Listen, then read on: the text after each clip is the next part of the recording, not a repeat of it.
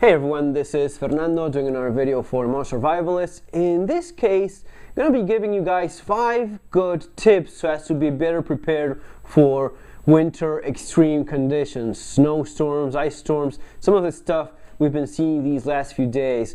I agree with some of the statements made in the comments by you guys that maybe it has been a little bit exaggerated lately because the media does like drama and the fear usually sells very well. At the same time, I think that these last few days have been honestly pretty bad. And while people that are used to and live in places where winters are particularly bad, they will know lots of this stuff that I'm going to be talking about in these 5 points. But at the same time, honestly, it's been a particularly bad last couple of days, and maybe it's going to be a bad winter in general. And it's going to be especially bad for people that are not used to this because they don't live in places where it really gets that cold in general. They maybe in the last 5-10 years they haven't seen such conditions, which other folks may be more familiar with and obviously are better prepared for that. So let's get to it right away. Again, 5 quick tips so as to be better prepared for winter conditions, extreme winter conditions. Number 1 is bugging in. Pretty simple, pretty basic and understandable. When you are given warnings so as to not travel, if you're being told to stay put, not to be on the roads, if you're advised to stay home, do so. Okay, it's obvious enough. It's not only because of what could happen, because of the very low temperatures, because of wind and ice.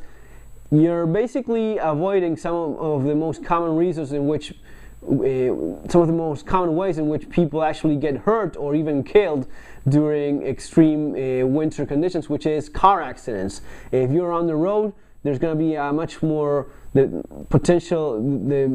going to be more probable for you to get involved in car accidents, which is probably one of the main reasons of getting killed, of getting hurt. So avoid traveling, avoid being on the road, especially when you're advised to do so. Okay, bugging in, staying put, waiting until things calm down is usually a pretty good idea. Number 1 on the list. Number 2, stocking up on the basic supplies that we all know you should have. And we've talked about this many times. Water, food, medicine for those of you guys that have a specific medical condition. Basically, you're thinking think about it this way. You're planning on staying put for a few days. And in some cases, if you are a little bit more isolated in some locations where you may be snowed in for a few weeks even, that's how much supplies you will be needing. All right. I understand as well that the kind of food that you should be stocking up on ideally would not require much preparation. Ideally, it would be ready to eat out of the container. Maybe canned food would be a good idea to base your supplies on. If you're going to be having food that requires cooking, make sure you have ways of doing so. And by this I mean a camping stove or a propane cooker or natural gas cooker. Some other way of cooking, not just using electricity, because if there's an extreme storm, there's a good chance that you will be losing power as well. We're going to be getting into that in a second, but sometimes people overlook the fact that their appliances in the kitchen are mostly powered with electricity. If you lose electricity, you don't have any way of cooking the food you have set away. Besides that, even if you're going to be having a good stash of canned food that could be eaten right out of the can, which would be my recommendation for avoiding the problem of cooking. You still want to have some way of heat, especially for having a few hot drinks, hot tea, coffee, or hot chocolate. At least have some form of alternative cooking, camping stove, and remember the fuel as well. All right. Moving on to some of the other supplies, remember to have a battery-operated radio. you're going to be maybe losing electricity, you're going to be losing your Wi-Fi or cell phone connection. The radio is still a great way of knowing what's happening out there and listening to recommendations that you're giving.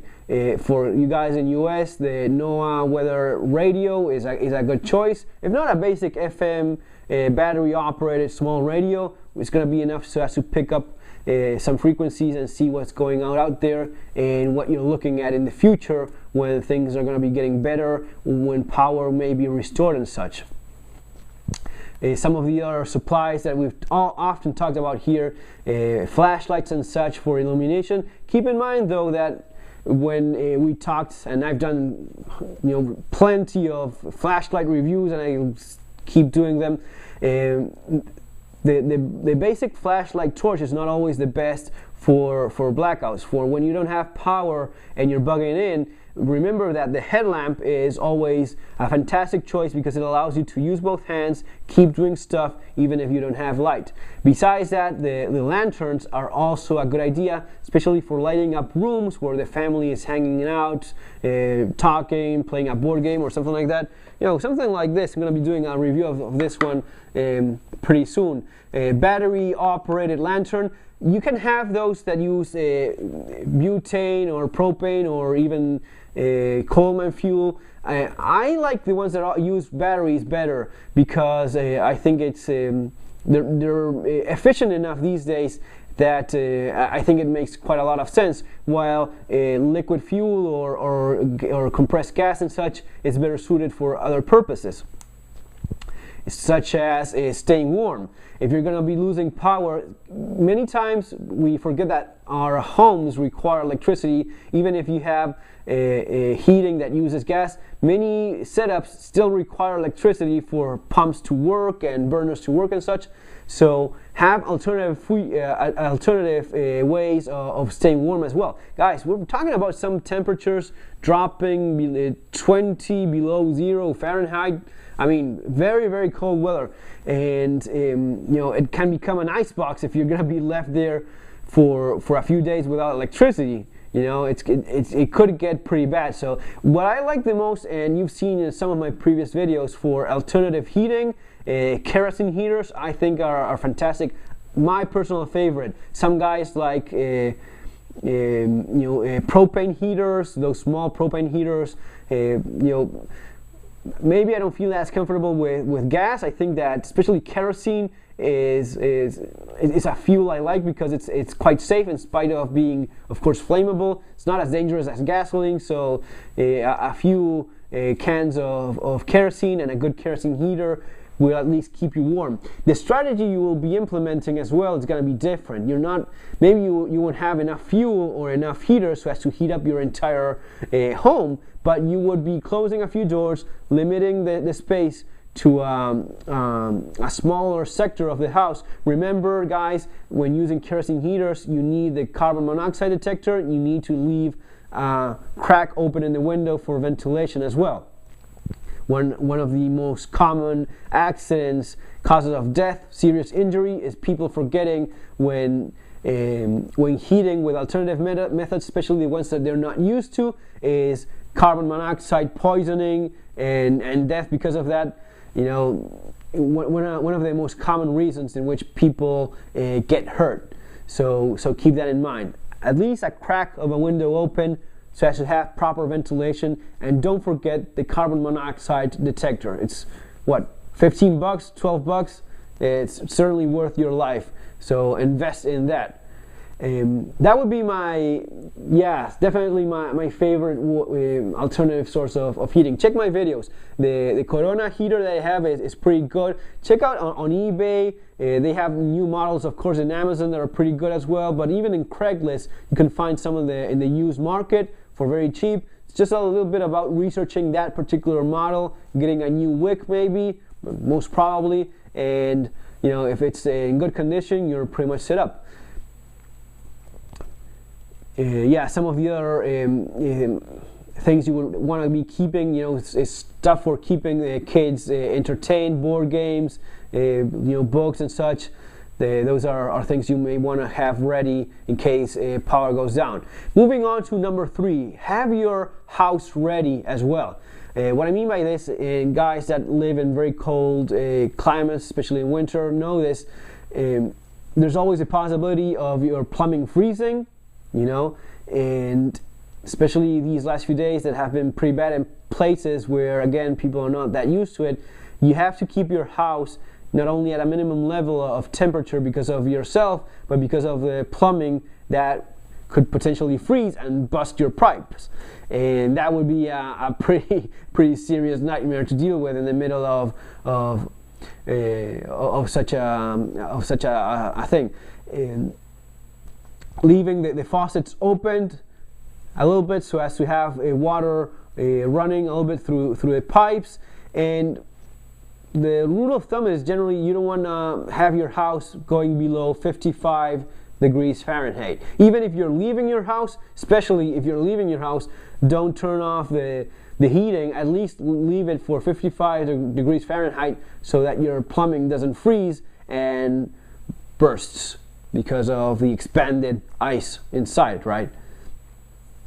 Also, if you have to use alternative methods of heating, if you have a fireplace, of course you could stock up a little bit on wood so as to use your fireplace. A wood stove, which would be great, pretty efficient, very good on the amount of fuel that you have. Windows, if you're trying to keep warm, using plastic tarp and duct tape. Not all windows are double, triple glazed, but even those that are, you can improve it even more the insulation by using tarps and duct tape on your windows so as to keep a little bit even better insulated. Moving on to number 4, have also your vehicle ready. Antifreeze in your car, keep the gas tank full, and keep your winter kit ready. Even though your chains for your car, for the tires, even though as we said in point number 1, even though you are advised during extreme winter conditions to be bugging in the case of an emergency that you may have to travel, make sure you have your car kits ready in case you have to do so. Moving on to finally number 5, be ready yourself. And what I mean by this is heating and staying warm. It's not only about how much gas you have in a generator or how much fuel you have to burn in a kerosene heater. It's also about the way you dress. I think it's Russians that say there's really no bad weather, there's just bad clothing. Those of you that do backpacking, trekking know this probably a little bit better. Work the way you're dressing in layers. If you have a first layer close to your body, then you have a second layer like this, like some fleece, and a final layer, a third layer that keeps you dry, maybe waterproof. The more layers you have, the warmer you will be. And remember, cotton. They say that cotton kills. I wouldn't be that drastic, but it is true that cotton does absorb quite a bit of humidity. So if you just got wet, if you've been sweating, and you have a first layer of cotton, maybe you want to change that for a synthetic one that it's not as bad in terms of keeping your body with that first layer of wet against your body losing heat. That would be a pretty bad idea. And also be realistic about, we were talking about how you dress. Be realistic about your physical capabilities. One of the most common things that ends up happening in people during heavy snows is that they underestimate how bad their physical condition is. It's not the first time I was reading it. It just happened again. Someone had a heart attack while shoveling snow so as to clear his garage. People, they're not used to doing lots of physical activity. All of a sudden they see that they have a couple feet of snow and they start shoveling away.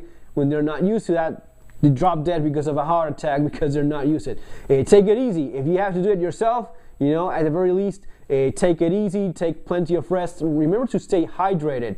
Again, going back to number 2, stocking up on food and water. If you're going to be losing power, there's a good chance that you will be having problems with your supply of water as well.